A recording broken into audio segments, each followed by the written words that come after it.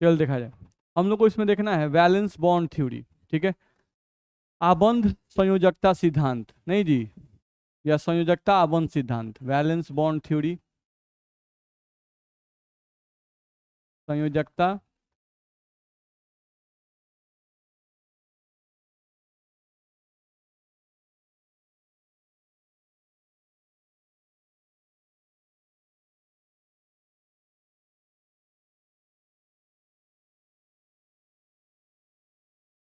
चलिए देखा जाए।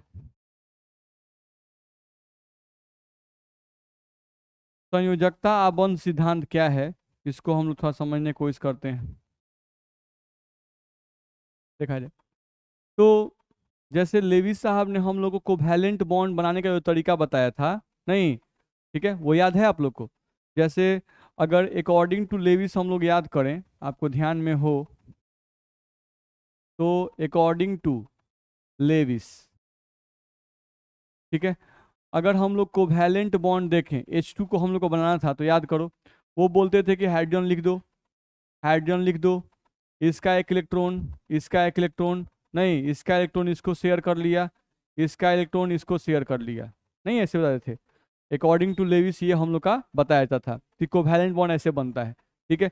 लेकिन दो परमाणुओं के बीच में या दो से ज्यादा परमाणुओं के बीच में कोवैलेंट बॉन्ड बनने का जो तरीका लेविस ने बताया था वो तरीका सही नहीं था, ध्यान रखना है। तो वही बात हम पहले लिखना चाहते हैं कि दो या दो से ज्यादा, दो या दो से ज्यादा परमाणुओं के बीच,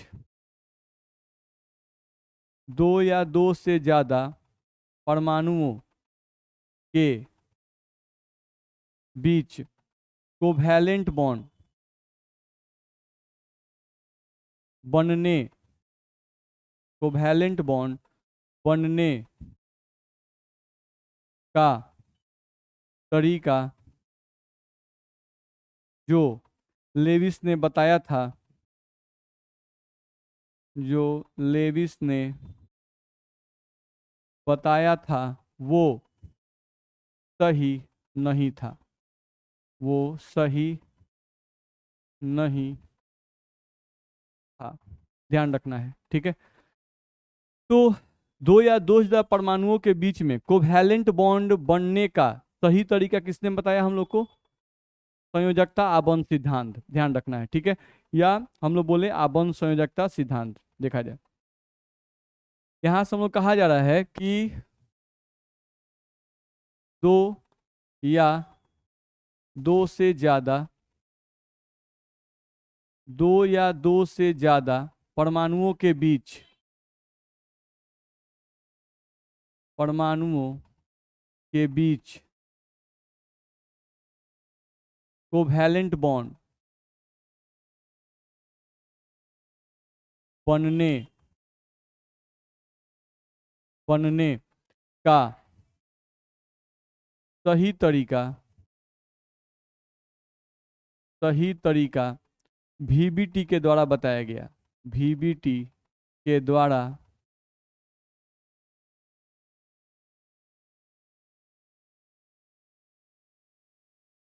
बताया गया, ध्यान रखना है, ठीक है। VACPR थ्योरी क्या बताता है, स्ट्रक्चर, नहीं ये स्ट्रक्चर क्या होगा, लेकिन दो परमाणुओं के बीच में कोवैलेंट बॉन्ड कैसे बनेगा, नहीं ये VACPR थ्योरी नहीं बताता है। दो परमाणुओं के बीच में कोवैलेंट बॉन्ड कैसे बनेगा इसके बारे में सबसे पहले लेविस ने बताया था, नहीं कोवैलेंट बॉन्ड जो कि शेयरिंग से बनता है, ध्यान रखना है। तो शेयरिंग से जो बॉन्ड बनता है वो कैसे बनता है इसके बारे में सबसे पहले किसने बताया था, लेविस साहब, ठीक है। अब उनका जो तरीका था वो उतना सही नहीं था, ध्यान रखना है। तो उनके थ्योरी को सुधार कर, उनके थ्योरी को सुधार कर एक नया थ्योरी डेवलप हुआ, जिस थ्योरी को हम क्या कहते हैं, वैलेंस बॉन्ड थ्योरी, ठीक है। तो अब ईस्वी हमको नहीं याद है,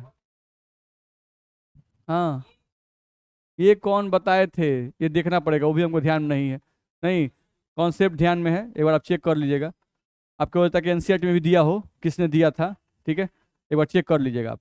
तो वैलेंस बॉन्ड थ्योरी जो है ये हमें क्या बताता है, तो वैलेंस बॉन्ड थ्योरी हम लोग को बताता है कि दो परमाणुओं या दो से ज्यादा परमाणुओं के बीच में कोवैलेंट बॉन्ड बनने का सही तरीका क्या है, नहीं कैसे कोवैलेंट बॉन्ड दो परमाणुओं के बीच में बनेगा उसके बारे में हमें कौन बताता है, वीबीटी थ्योरी। ठीक है, चलो भाई देखते हैं इसका थ्योरी क्या, इसका सिद्धांत है, समझा जाए।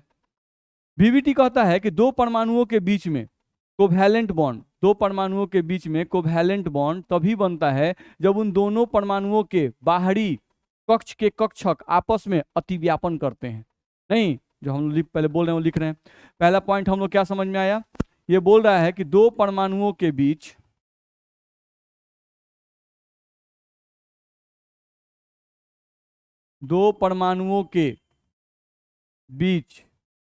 कोवैलेंट बॉन्ड का निर्माण,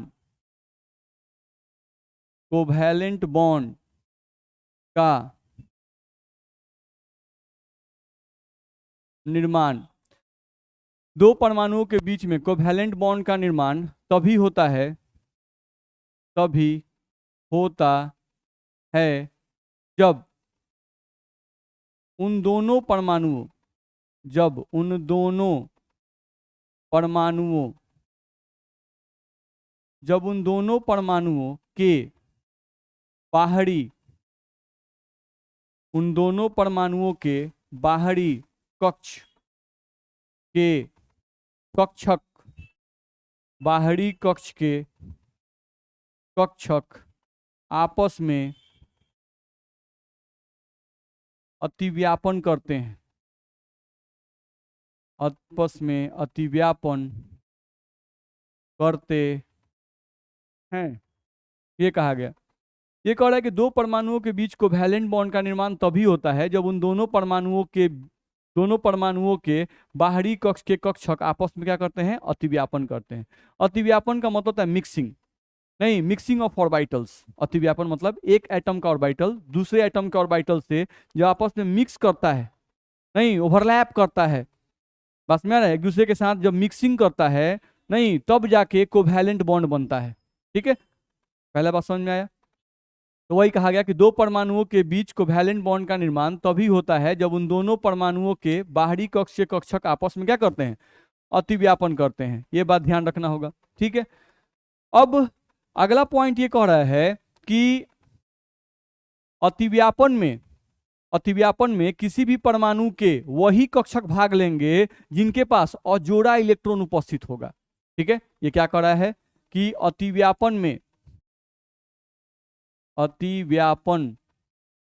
में किसी भी परमाणु के, अतिव्यापन में किसी भी परमाणु के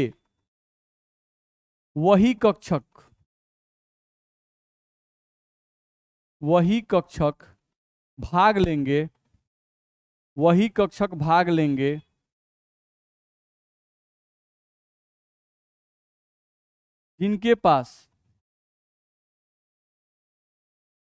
जिनके पास अजोड़ा इलेक्ट्रॉन उपस्थित होगा, जिनके पास अजोड़ा इलेक्ट्रॉन उपस्थित होगा। ध्यान रखना है, ये कह रहा है कि अतिव्यापन की प्रक्रिया में, अतिव्यापन जो है, अतिव्यापन में किसी भी परमाणु के वही कक्षक भाग लेंगे जिनके पास अजोड़ा इलेक्ट्रॉन उपस्थित होगा। ठीक है, जैसे एज फॉर एग्जांपल मान लो आप ऑक्सीजन लेते हो, एटॉमिक नंबर 8 लिखते हो, कॉन्फ़िगरेशन आप लिखते हो 1s2 2s2 और यहां से लिखते हो 2p4, आप ये लिखते हो। नहीं, अब बाहरी कक्ष ये हो गया 2s और ये हो गया 2p। एस के लिए डब्बा कितना, एक, इलेक्ट्रॉन कितने, 2, पी के लिए डब्बा कितना, 3, इलेक्ट्रॉन कितने हैं, 4, 1 2 3 और 1 4।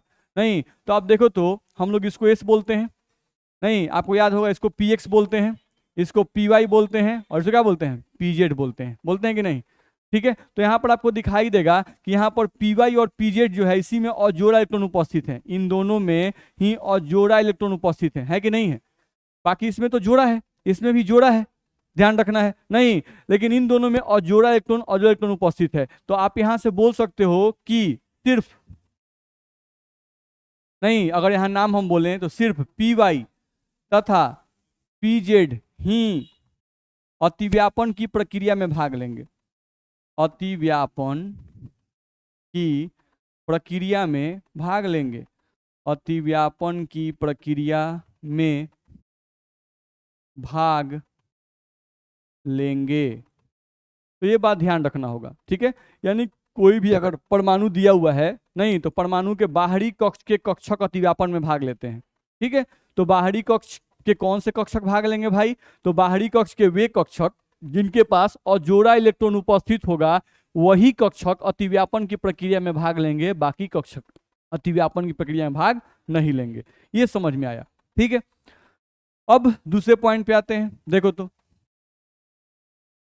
यहां से हम लोग कहा गया कि अगला पॉइंट कि अतिव्यापन, ये समझ आया कौन भाग लेगा। अब दो परमाणु के कक्षक जब अतिव्यापन की प्रक्रिया में भाग लेते हैं, तो अतिव्यापन की प्रक्रिया सामान्यतः एक दिशात्मक प्रक्रिया है। ये कैसी प्रक्रिया है? दिशात्मक प्रक्रिया है। समझते हैं तब लिखते हैं। ये बोल रहा है कि अतिव्यापन की प्रक्रिया सामान्यतः एक दिशात्मक प्रक्रिया है।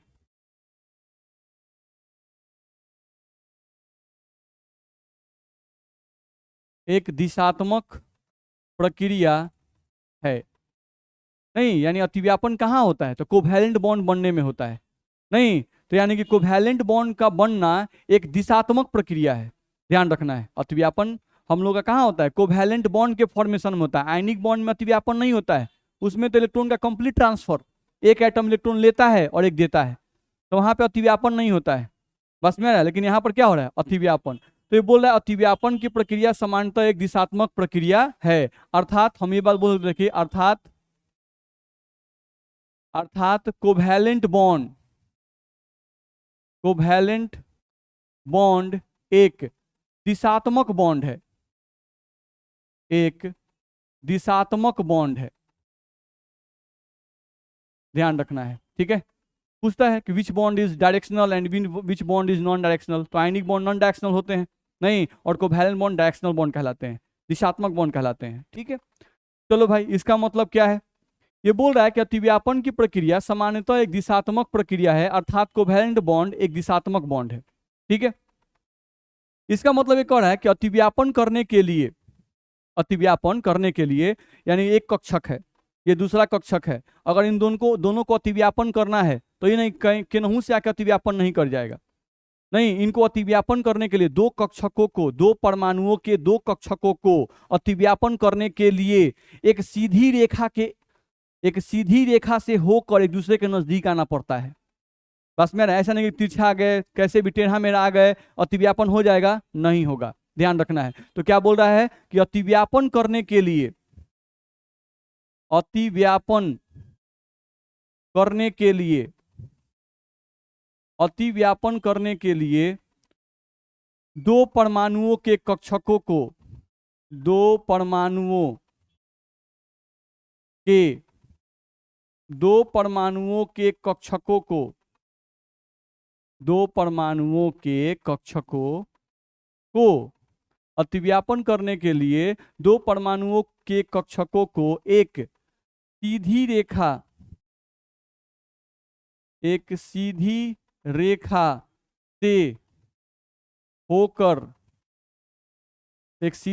से होकर नजदीक आना पड़ता है, ध्यान रखना है। यानी कि एक परमाणु का कक्षक दूसरे परमाणु कक्षक को अगर अतिव्यापन करना है, नहीं, तो अतिव्यापन करने के लिए एकदम डायरेक्शनल सीधी रेखा के लोग नजदीक आना पड़ेगा। ऐसे नहीं है कि कहीं से आ गए और मिक्सिंग हो गया, मिक्सिंग नहीं होगा, ध्यान रखना है। तो ये बात ये कहा जा रहा है कि अतिव्यापन करने के लिए दो परमाणु कक्षकों को एक सीधी रेखा से होकर नजदीक आना पड़ता है, ठीक है। अगला पॉइंट ये कहता है नहीं कि कोई भी कक्षक किसी भी कक्षक के साथ अतिव्यापन नहीं कर सकता है। नहीं, कोई भी कक्षक किसी भी कक्षक के साथ अतिव्यापन नहीं कर सकता है। नहीं, अतिव्यापन करने के लिए हम लोगों को कक्षक निर्धारित किए गए हैं कि कौन सा कक्षक किस कक्षक से अतिव्यापन करेगा। बस मेरा है, ऐसा नहीं कि हम क्या कहते हैं पीएक्स लिए और उसका अतिव्यापन पीवाई से कर दिए, बस मेरा है, ऐसा नहीं होगा। अतिव्यापन जो है एक तो दिशात्मक प्रक्रिया है, नहीं, और दूसरा ये कह रहा है कि एक कक्षक का अतिव्यापन हम किसी भी कक्षक से नहीं करा सकते हैं, ध्यान रखना है। यानी कि एक कक्षक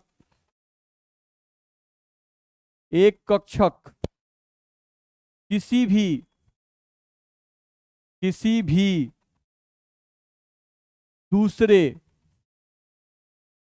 कक्षक के साथ किसी भी दूसरे कक्षक के साथ अतिव्यापन किसी भी दूसरे कक्षक के साथ अतिव्यापन नहीं कर सकता है, नहीं कर सकता है। ध्यान रखना है, एक कक्षक किसी भी दूसरे कक्षक के साथ अतिव्यापन नहीं कर सकता है। ध्यान रखना है, किसी भी दूसरे, यानी कोई भी ऐसा नहीं किसी से अतिव्यापन नहीं करता है, ध्यान रखना है, ठीक है। एक कक्षक किसी भी दूसरे कक्षक के साथ अतिव्यापन नहीं कर सकता है, ध्यान रखना है। जैसे एग्जाम्पल समझे हम लोग, देखा जाए, यानी कि अगर हम लोग मान लो लेते हैं px और प्लस py, नहीं ये एक परमाणु का है, हम यहाँ लिख देते हैं भाई फर्स्ट एटम, ठीक है, और ये किसका है, दूसरे परमाणु का सेकेंड एटम। तो एक परमाणु का px और एक परमाणु का py एक दूसरे के नजदीक आ रहे हैं, तो यह अतिव्यापन नहीं होगा, नहीं यह अतिव्यापन नहीं होगा। क्यों नहीं होगा समझिए, यहां से हम देखें अगर, तो एक्स एक्सिस यही ना होता है भाई, ठीक है। चलिए px कैसे होता है, डम्बेल, नहीं तो px का फोटो बनाने से बनेगा, ये है आपका px, दिक्कत है। और ये एक्सिस कौन सा है, एक्स एक्सिस, तो ये हो गया आपका px, ठीक है। चलो अब px में यहाँ पे एक अजोड़ा इलेक्ट्रॉन है, ठीक है। अब यहाँ से हम ले रहे हैं py, तो py कहाँ होता है, y एक्सिस पर, ठीक है। अब हम यहाँ ले रहे हैं, देख लो py, ये कौन है, py जो कि y एक्सिस पर होता है, इसके भी लोब्स में एक अजोड़ा इलेक्ट्रॉन है, ठीक है। अब इन दोनों का अतिव्यापन करवाओ, नहीं तो अतिव्यापन कराओगे तो कुछ ऐसा बन जाएगा, px साहब इधर आ गए, अब py साहब ऊपर आ गए, नहीं ये जो इलेक्ट्रॉन है ये क्या पेयर्ड हुए, बॉन्ड बनता है इलेक्ट्रॉन पेयर्ड करने के लिए, तो यह अतिव्यापन गलत है, नहीं यानी px का अतिव्यापन py से नहीं करा सकते हैं, ध्यान रखना है, यह अतिव्यापन क्या है, गलत है, ये हम लोग को ध्यान में रखना पड़ेगा। चलिए आगे बढ़े, तो ये हम लोग केयर करना होगा कि ये अतिव्यापन हम लोग का गलत है, यानी एक परमाणु का px दूसरे परमाणु के py के साथ अतिव्यापन नहीं कर सकता है, ये गलत है, ठीक है।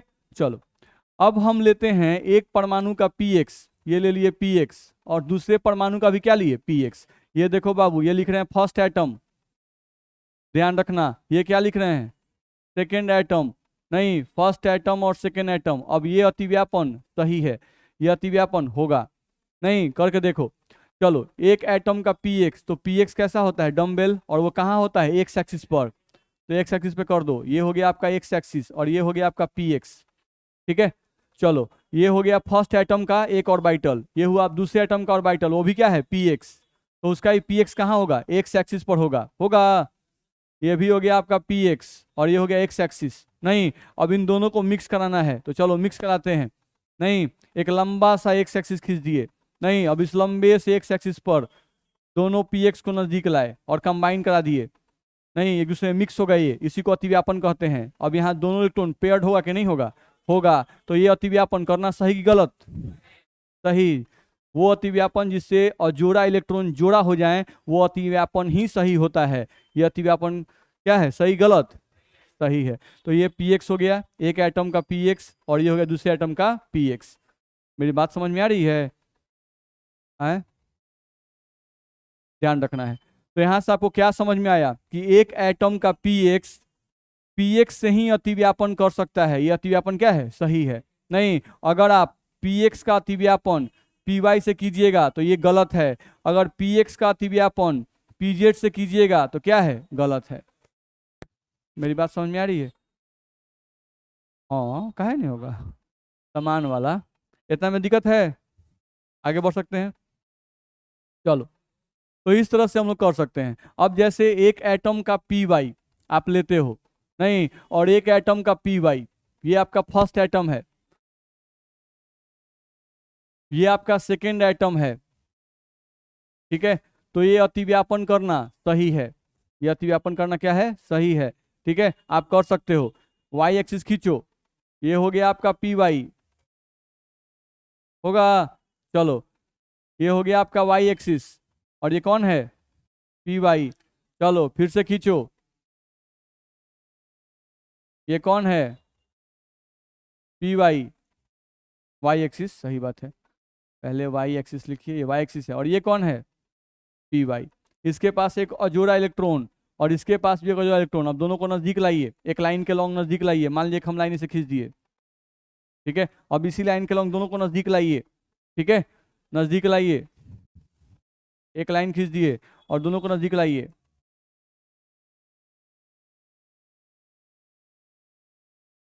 हम लोग थोड़े लाएंगे, ये आता ही है सब, आप कहाँ से नजदीक लाइएगा, हम लोग तो हम लोग को तो हम लोग को तो एटम दिखबे नहीं करता है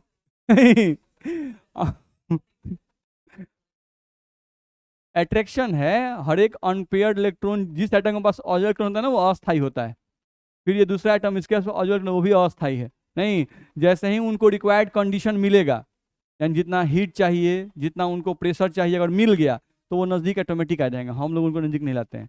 हम लोग कंपाउंड कब बनाते हैं, लेबोरेटरी में बनाते हैं। तो हम लोग कैसे कंपाउंड बनाते हैं, पहले से जो कंपाउंड नेचर में एग्जिस्ट करते हैं उनको पकड़ते हैं, उनको पकड़ते हैं, नहीं उन दोनों को मिलाते हैं, कुछ और उसमें मिलाते हैं तो कुछ नया बन जाता है, बस मेरा है। तो हम लोग ऐसे बनाते हैं, हम लोग जल्दी ऐसे कुछ टूटा कुछ नया बना, बस मेरा वैसे हम लोग बनाते हैं, ठीक है।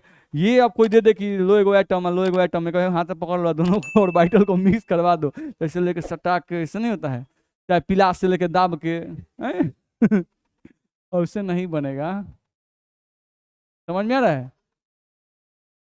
इसमें दो गो इलेक्ट्रॉन है, बुझा रहा है ना।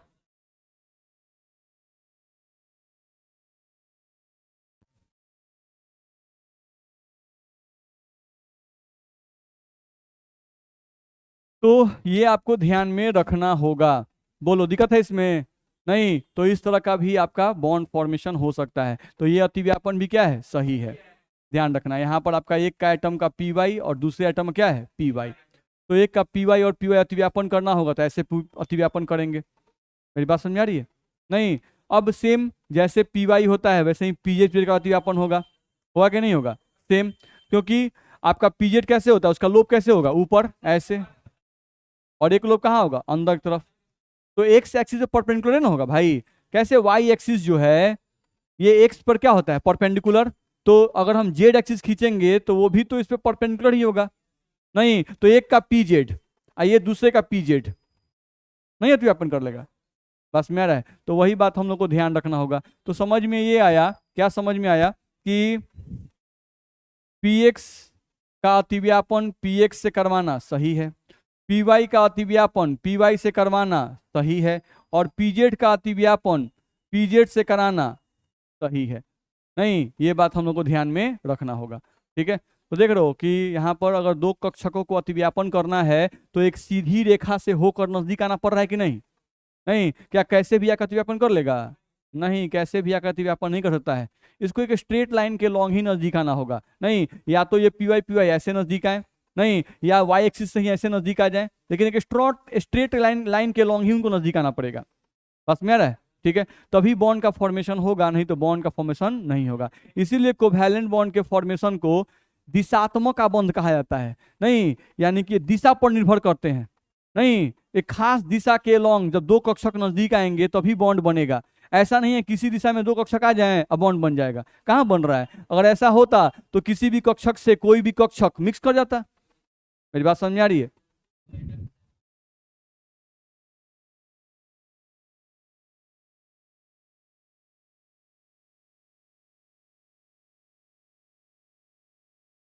हम्म,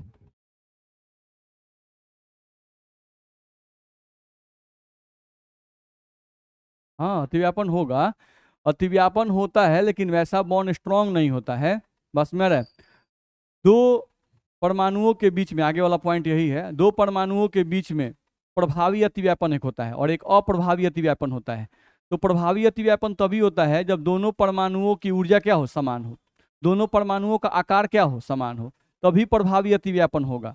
ठीक है, अगर दोनों परमाणुओं के आकार में बहुभुजा का अंतर हो, नहीं, तो उस केस में वो अतिव्यापन प्रभावी अतिव्यापन नहीं होता है। उस केस में जो बॉन्ड बनता है वो स्ट्रॉन्ग बॉन्ड नहीं बनता है। अब एक का 2px हो जाए और एक का 5px हो जाए, नहीं, तो 2px का एनर्जी तो बहुत कम है और 5px का एनर्जी बहुत ज्यादा है, नहीं, तो अतिव्यापन होगा, क्योंकि वो px और px हैं तो नजदीक तो आ ही सकते हैं, अतिव्यापन तो कर ही सकते हैं, नहीं, लेकिन उस एनर्जी को वो बैलेंस नहीं कर पाते हैं। अब एक का एनर्जी बहुत ज्यादा, एक बहुत अमीर है, एक सफा भिखारी है, तो वो दोस्ती बहुत दिन नहीं टिकेगा। टिकेगा? बस में दोस्ती कब टिकता है, जब हम भी भिखारी हो, मेरा दोस्त भी भिखारी हो, नहीं, तो खूब पड़ता है, नहीं, हम भी उसको दुश्मन मार दिए, वही हमको दुश्मन मार दिया, फिर ध्यान से दे छाड़ के चलिए रहे हैं, तो वो दोस्ती टिकेगा। बस में रहे, अब आपका दोस्त करोड़पति है, आप भिखारी हैं, नहीं टिकेगा, मारने से पहले सोचना पड़ेगा, बोलने से पहले सोचना पड़ेगा, तो दोस्ती नहीं है, चमचाई है ना। बस में रहे, कृष्ण सुदामा का एग्जाम्पल मत दीजिए, वो सब टीवीए में अच्छा लगता है। वो कि कृष्ण जी आए, खाली पैरे दौड़े आ गए, नहीं, पैर धोने लगे, नहीं, ऐसे होता है, प्रैक्टिकल बात कीजिए। चलिए बोलिए।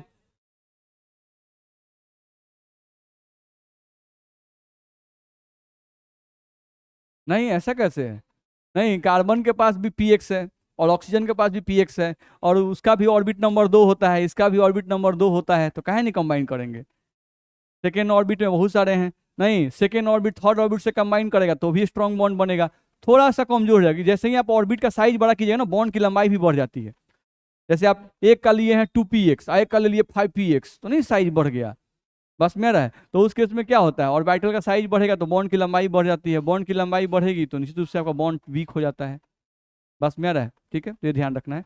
लेकिन ये नहीं है कि बहुत वीक हो गया आपका, दो सेकेंड ऑर्बिट का कोई एटम है और थर्ड ऑर्बिट का है तो घबरा गया, नहीं, 2 2 स्ट्रॉन्ग, 2 3 स्ट्रॉन्ग, नहीं, अब 2 4 जब आएगा ना तब थोड़ा सा वीक, 2 5 तो थोड़ा सा और वीक, ऐसे होता है, नहीं। और हम लोग के नेचर में जितना जितना कंपाउंड हम लोग यूज करते हैं नॉर्मल लाइफ में, वो सेकेंड पीरियड थर्ड पीरियड इसी में आकर अटक जाता है। बस मेरा है, second period carbon hydrogen oxygen देखिएगा ना, सल्फर उल्फर, यही समय कहानी खत्म होने लगता है, ठीक है, ज्यादातर। ठीक है, बोलो, दिक्कत है इसमें, आगे बढ़ सकते हैं। चलो, अब यहां से तुमको ध्यान रखना है कि जो एस ऑर्बिटल होता है, एस ऑर्बिटल, एक परमाणु का एस ऑर्बिटल, ये एस ऑर्बिटल का अतिव्यापन px के साथ सही है, एस ऑर्बिटल का अतिव्यापन py के साथ भी सही है, एस ऑर्बिटल का अतिव्यापन pz के साथ भी सही है। ध्यान रखना है, एस ऑर्बिटल एक खासियत होती है कि एस ऑर्बिटल स्फेरिकल होता है, नहीं, ये गोलाकार होता है, और इसका जो फैलाव होता है वो एक्स एक्सिस में भी होता है, वाई एक्सिस में भी होता है और जेड एक्सिस में भी होता है, इसलिए तीनों एक्सिस में से किसी भी एक्सिस वाले ऑर्बिटल के साथ ओवरलैपिंग कर सकता है। ध्यान रखना है, यानी अगर एस आप ले लेते हो और एस एक्स एस का अतिव्यापन पी एक्स से दिखाते हो, नहीं, तो एस का अतिव्यापन पी एस से, तो एस का फोटो कैसा होता है, स्फेरिकल, नहीं, अब इसमें एक इलेक्ट्रॉन है, और पी एक्स का आकार कैसा होता है, डम्बेल, ये आपका हो गया, इसके पास एक अजो इलेक्ट्रॉन, अब दोनों का अतिव्यापन करो, नहीं, तो अतिव्यापन करोगे तो कुछ इस तरह से अतिव्यापन नहीं कर लेगा, यानी कि यहाँ पर जो एस ऑर्बिटल था वो कहाँ पर आ गया, एक्स एक्सिस पर आ गया, क्यों, क्योंकि वो एक्स एक्सिस पे उसका फैलाव होता है, तो वो एक्स एक्सिस पे भी लाई कर सकता है, वाई एक्सिस पर भी लाई कर सकता है और जेड एक्सिस पर भी लाई कर सकता है। तो ये हो गया आपका किसका, एस, और ये किसका, पी एक्स, तो एस और पी एक्स अतिव्यापन हो सकता है, आप चाहो तो एस और पी वाई अतिव्यापन भी सकते हो, एस और पी वाई, तो एस का आकार कैसा, गोलाकार, और पी वाई का आकार डम्बेल, ये हो गया आपका पी वाई जो कि वाई एक्सिस पर होता है, ये आप ले लिए। इसके पास एक और जो इलेक्ट्रॉन है कि नहीं है, है। चलो, अब हम यहाँ पे ले रहे हैं इसी एक्सिस पर, वाई एक्सिस पर कौन ले लिए, एस, इसके पास भी एक और जो इलेक्ट्रॉन है, अब इन दोनों का अतिव्यापन करो, तो अब ये वाई एक्सिस पे चला आया, देख रहे हो, कहाँ गया, वाई पर, तो एस की ऐसी खासियत है ना को एस पे भी एक्स एक्सिस पे भी लाई कर लेता है, वाई एक्सिस पर भी लाई करता है और जेड एक्सिस पे भी लाई करता है, क्यों, क्योंकि इसका आकृति क्या होता है, स्फेरिकल होता है, ध्यान रखना है। तो अगर इसका तुम अतिव्यापन करोगे बाबू, तो देख लो ऐसा अतिव्यापन होगा कि नहीं होगा, होगा, और यहाँ पर इलेक्ट्रॉन पेयर्ड होंगे कि नहीं होंगे, होंगे, बोलो दिक्कत है, तो ये तुम्हारे इलेक्ट्रॉन पेयर्ड हो जाएंगे, तो सेम एज ये जो तुम्हारा पी वाई है ये पी जेड भी हो सकता था, नहीं, तो यहाँ पर एस और पी वाई अतिव्यापन किए, या पी वाई और पी जेड भी करते, ऐसे नहीं आता, दिक्कत है, किसी को परेशानी है तो बोलेंगे। तो एस ऑर्बिटल किसी भी कक्षक के साथ अतिव्यापन कर सकता है, ठीक है। अब यहाँ पर ध्यान रखना है कि एस ऑर्बिटल के साथ जो अतिव्यापन होता है, जैसे देखो पीएक्स से ही अतिव्यापन करेगा, तो ये 100% दिशात्मक है। पीवाई के साथ ही अतिव्यापन करेगा, तो ये 100% दिशात्मक है, डायरेक्शनल है।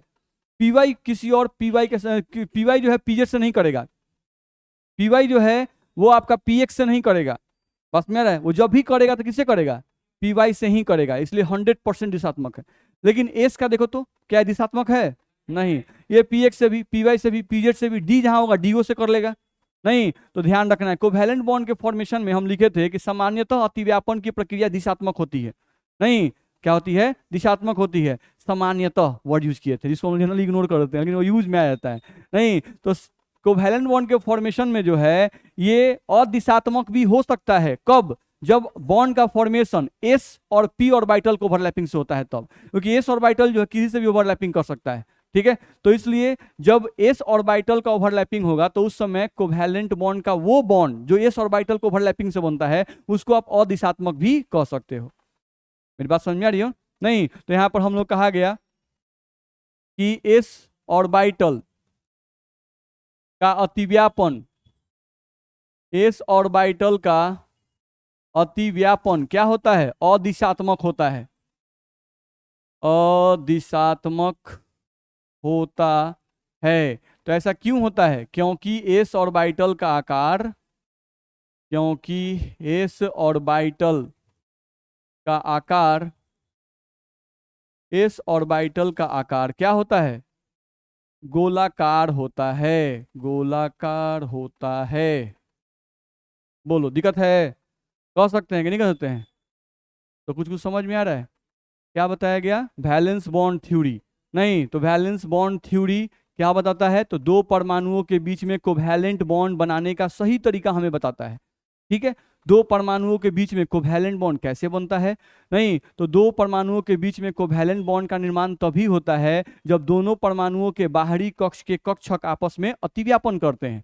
नहीं, अतिव्यापन की प्रक्रिया में एक परमाणु के कौन से कक्षक भाग लेते हैं? तो वही कक्षक भाग लेते हैं जिनके पास अजोड़ा इलेक्ट्रॉन उपस्थित रहता है, नहीं, वही भाग लेते हैं। अतिव्यापन की प्रक्रिया कैसी है? दिशात्मक की अदिशात्मक? तो सामान्यतः क्या है? दिशात्मक है। नहीं, ये बताया गया। अतिव्यापन की प्रक्रिया में क्या एक परमाणु का कक्षक दूसरे परमाणु के किसी भी कक्षक से अतिव्यापन कर सकता है? नहीं, ऐसा नहीं कर सकता है। एक परमाणु का कक्षक दूसरे परमाणु के निश्चित कक्षकों से ही अतिव्यापन कर सकता है, सभी के साथ अतिव्यापन नहीं कर सकता है। ये समझ में आया? अच्छा, तो कौन किससे अतिव्यापन कर सकता है भाई? तो समझे हम लोग, तो समझ में आया। अच्छा, पीएक्स से ही अतिव्यापन करेगा, पीवाई से अतिव्यापन करेगा, पीजेड से अतिव्यापन करेगा। ये अतिव्यापन का हम लोग को रूल बताया गया। नहीं, फिर एस का देखा गया, तो एस को देखा गया तो एस जो था वो पीएक्स से भी अतिव्यापन कर सकता है, पीवाई से भी अतिव्यापन कर सकता है और पीजेड से भी अतिव्यापन कर सकता है, क्योंकि एस ऑर्बिटल स्फेरिकल होता है। उसका आकार गोलाकार होने के कारण से उसका फैलाव एक्स एक्सिस में भी होता है, वाई एक्सिस में भी होता है, जेड एक्सिस में भी होता है, इसलिए वो तीनों डायरेक्शन में फैला हुआ रहता है, इसलिए वो किसी भी एक्सिस पे लाई कर सकता है। तो एस ऑर्बिटल का दूसरे ऑर्बिटल के साथ जो अतिव्यापन होता है वो जनरली अदिशात्मक कहा जा सकता है। कहानी समझ में आई? तो अभी ये थोड़ा सा कहानी पढ़े हम लोग, नहीं, वीबीटी का एक छोटा सा पार्ट हम लोग पढ़े, ठीक है। इतना में दिक्कत नहीं ना है? ठीक है, इतना रिवाइज करके आप आएंगे, अगले क्लास में हम आगे बताएंगे।